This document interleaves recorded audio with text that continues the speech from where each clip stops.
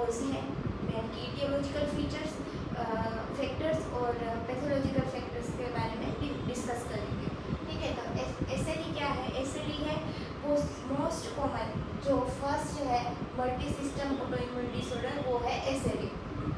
Second है वो आपको पता होगा जोग्रन सिंड्रोम में, हमने बताया था इससे पहले वाले एपिसोड में।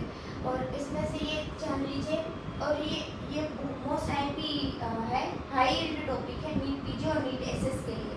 इसमें से कोई भी आपको जो जीन्स है कौन से इन्वॉल्व है वो पूछ सकते हैं आप। फिर अब देखते हैं ऐसे मोस्ट कॉमनली फीमेल में प्रेजेंट होता है रिप्रोडक्टिव एज में।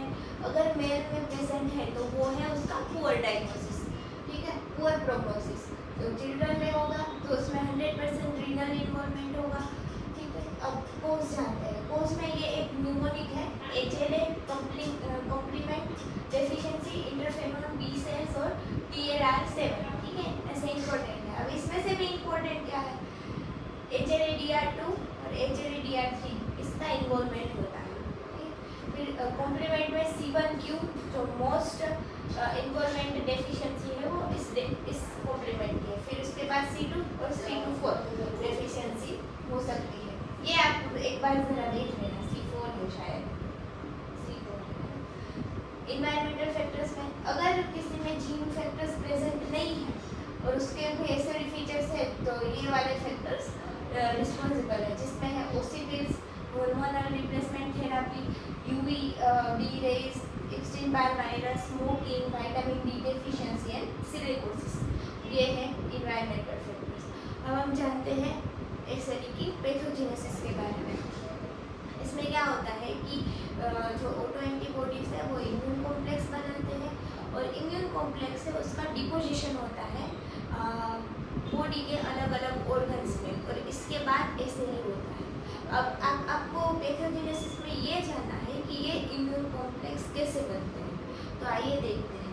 इसमें क्या होता है, जेनेटिक और एनवायरमेंटल फैक्टर, जैसे कि हमने ये देखा था, उसमें ऑटो इम्यून प्रोसेस होगी तो वो क्या करेंगे, मेन जो है ये INF अल्फा उसको ट्रिगर करेंगे, तो उसको बनाएंगे। ठीक है, टी सेल पे एक्ट करेंगे, इंटरल्यूकिन्स 2, 6, 10, 12 इस पे एक्ट करेंगे, वापस बी सेल को बनेंगे। ऑटो एंटीबॉडीज ANA, ये भी आपको जानना है, डायग्नोसिस के लिए मोस्ट इम्पोर्टेंट है।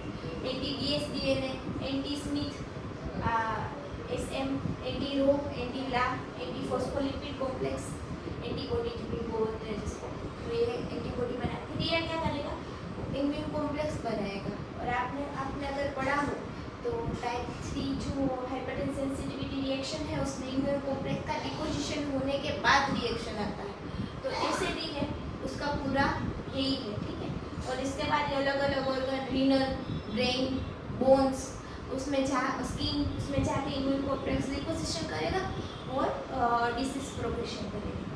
अगर उसमें भी अगर auto immune haemolytic anaemia, thrombocytopenia ये हो जाए तो ये टाइप 3 हाइपरसेंसिटिविटी रिएक्शन माना जाएगा। ठीक है, आपको मेन चीज़ें याद रखनी है कि एसएलई किससे होता है, तो HLA-DR2, HLA-DR3 और मेन कॉम्प्लीमेंट C1q, ठीक है, उसकी डेफिशिएंसी होता है।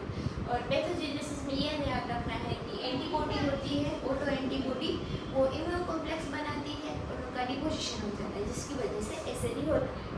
अब नेक्स्ट एपिसोड में हम देखेंगे एसएलई के clinical features. Thank you for watching.